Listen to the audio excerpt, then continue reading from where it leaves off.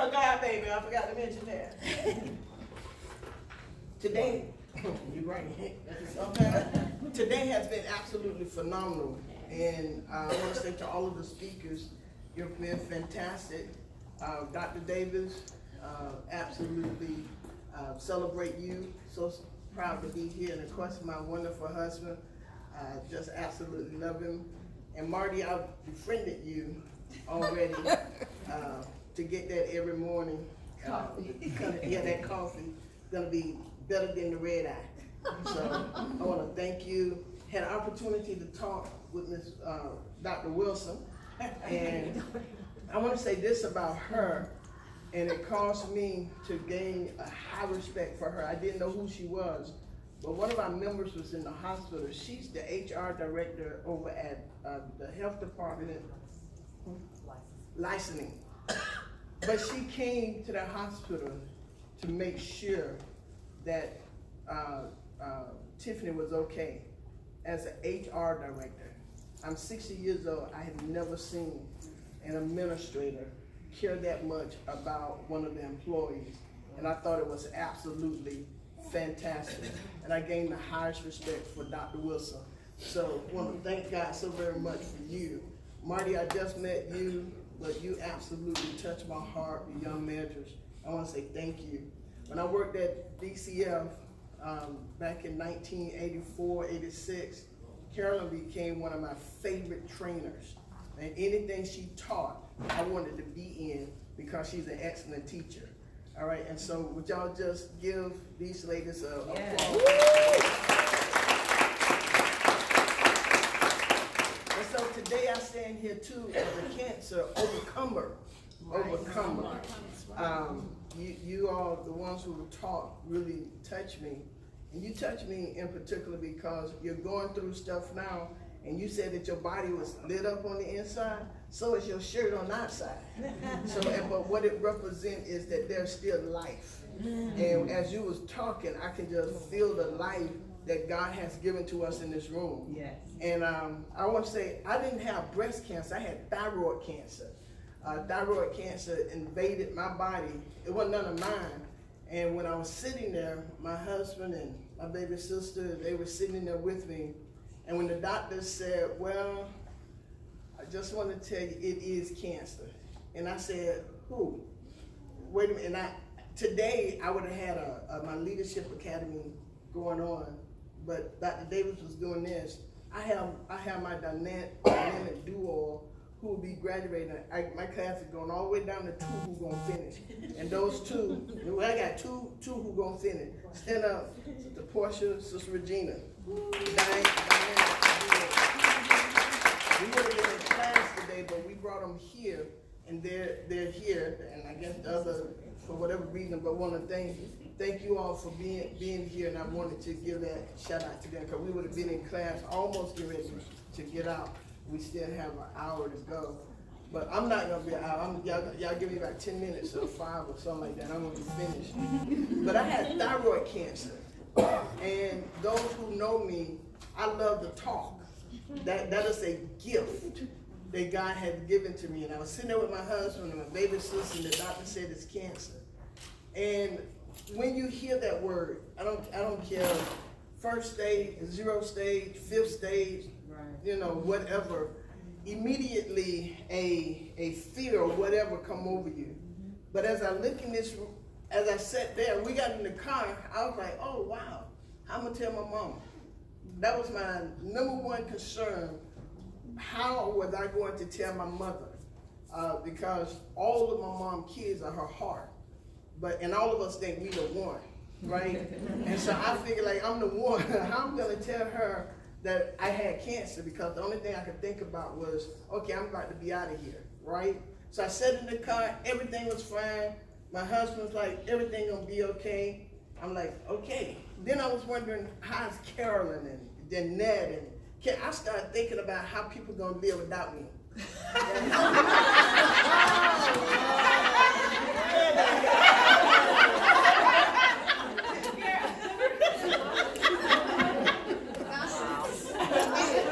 I wanted to know how were they gonna live without me. And I just say, God help them them, please. that was my concern. Is I wanted to know how they gonna live without me, right? And I don't know if that was a comfort or what, but I was like, Lord, you got to let me live so they'll be all right. So I think I called my mother. I think I called my mother immediately, and I think I called her first, and I was okay until her voice sounded like it was, and I saw Carolyn's eyes get worried, but she wasn't gonna cry because she had to have a strength for me, and that's what I felt. And my husband wasn't gonna cry because that's just how my husband is, and he said, "You're gonna be okay." And at that point, there was a comfort that came, that I was gonna be okay because he told, and anything he tells me, I believe. We've been married 38 years, and I don't care what my husband tells me, I believe it. I was so sick one time, it seemed like I wasn't gonna get well, Sean. I mean, I was sick, and he gave me something to drink. And like the members of Jim Jones, but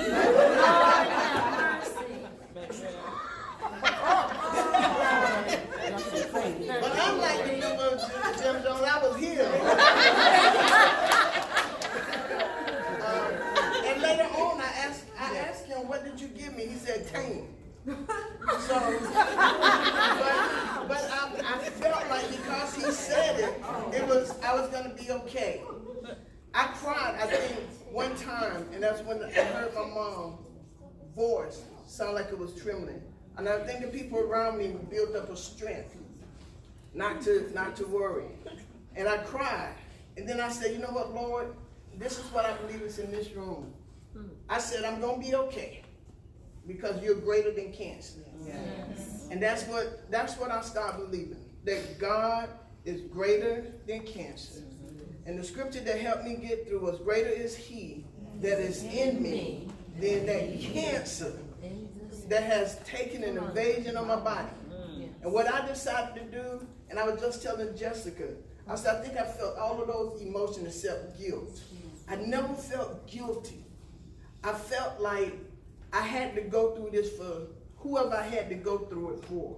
I felt like I was here to help somebody else. And I asked God to help me go through it good. Help me go through it without giving up. If whatever pain I had to go through, help me endure it. And if I had, and I asked God, the moments that I would have where doubt come in, don't let me lose faith. I said, I may doubt, but please don't let me lose faith. That's what I asked God. I said, don't let me lose faith in you, because I know you can do that. And one of the things, Rocky are my movies. And the scriptures and Rocky. My husband made me get off the internet because that internet will scare you. Yes, I heard y'all say, look up everything on the internet. My husband told me to get off the internet. But I started having nightmares at night. And if I got hoarse, I felt like the cancer had come back. And if it came with my whole throat, I felt like, oh God, now they got to take out my esophagus and my tonsil. I mean, it became hilarious. My husband said, get off that internet. He said, where did you learn that from? The internet. Get off. And I kept going to the doctor. I mean, because every time I saw something on that internet, and I was going to the doctor. And finally my doctor said, where are you getting this? I said, the internet. Get off the internet. I had to take a little pill, Miss Louise, and the iodine or something. Yeah. And people was on there saying that your tongue gonna do this, and I felt like my tongue was growing. I'm like, because that's what the internet said. But when I got off the internet, and that was May 2009 that I was diagnosed, and I've been back. I haven't been to my doctor. She finally released me, so I go once a year now, because everything is fine. And I canceled my other appointment with my primary because she promised me $1,000 if when I came back I had lost 15 pounds. So I rescheduled it for December.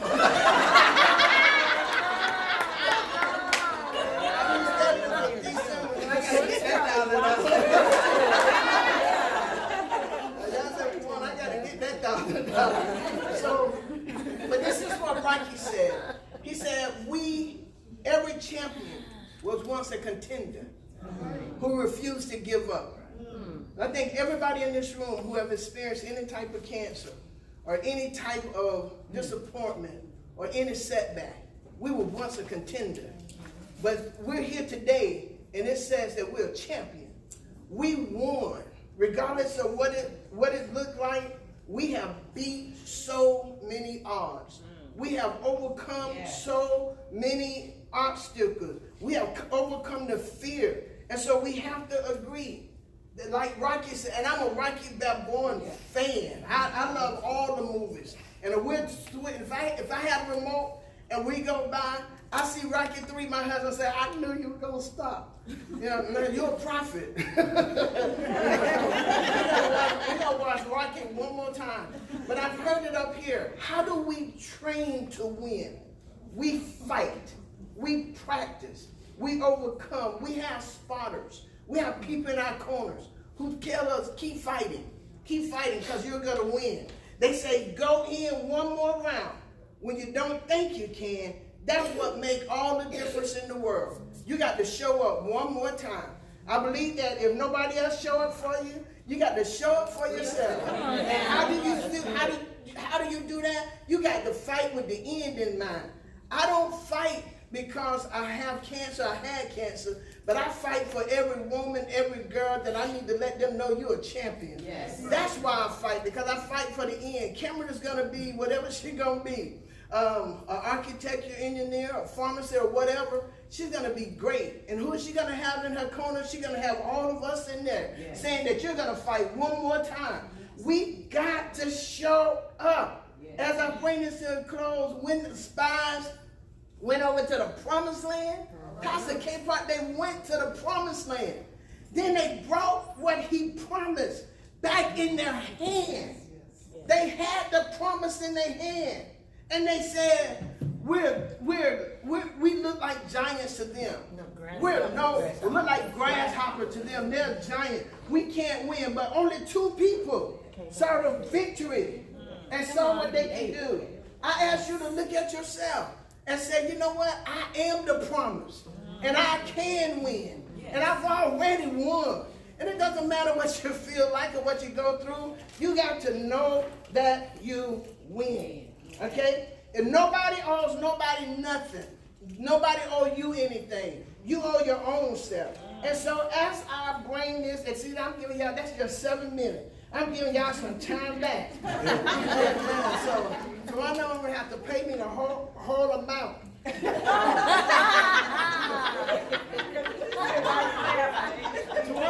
have to pay me the whole amount. Dr. Davis don't have to pay. Oh, I want you to look at me.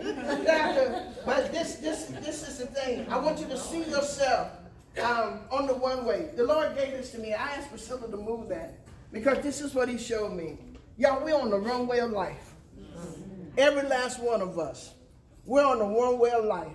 And I want you to see yourself on that one way. And on the one way, you have paid to be on there. Everybody on that plane, Doreen, when they get on the one way, they already paid for it. You have paid the price to be on this runway. Your ticket has been bought. So you're on there.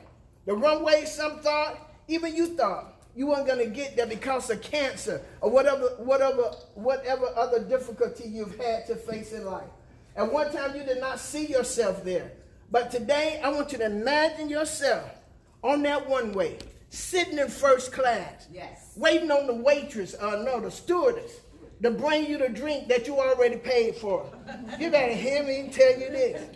You were just about to miss the plane to soar, but down on the inside, here's another Rocky moment. It said, then you started believing in yourself. And you realized you weren't going to have to fight if you didn't believe you deserved to have life. If you didn't believe that you deserved life, you wouldn't have fought. If you didn't believe that you deserved to be healed, you wouldn't have fought. If you didn't believe that you deserved to rise, you wouldn't have fought. So I fight all of you to rise. We're on the one way. I love this right here. I got excited right here. We're on the runway. Y'all hold on. Preparing to take off. Take your headsets off, Elder Huggins. We're on first class, Katrina. Sit back, put your seat up. And as Maya Angelou stated in her poem, out of the huts of history, shame, I rise. Up from a past that's rooted in pain, I rise. I'm a black ocean leaping and wide. Come on now. Wailing and swelling, I'm bearing the tide. Leaving behind nights of terrors and fears, I rise. Into a daybreak that wondrously clear, I rise. Bringing the end, the gift that my ancestors gave. I am the dream and the hope of the slave. I fly above cancer, I rise. Come on. I fly above chemotherapy, I rise.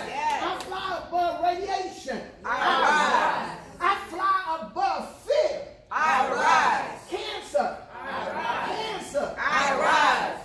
Cancer, I rise. greater is he that is within me.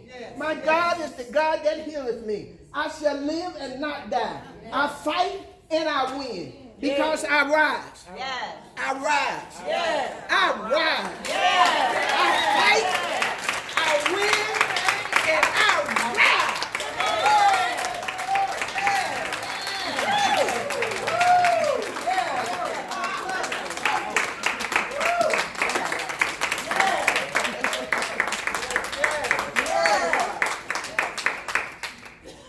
Now, if you didn't rise, you must not have your ticket. I encourage you to get your ticket. You can't ride without a ticket. And you gotta be positive, because I'm telling you, when you get on that airplane, you're not in control. As that plane starts to rise, I just say, Lord, I commit my spirit into your hands. Ain't nothing I can do about it. Nothing. And that is that way in life too. Lord, I commit my spirit into your hands, because whatever you see fit, that's what's going to happen, whether I like it or not. Thank you, ladies. Oh my God. What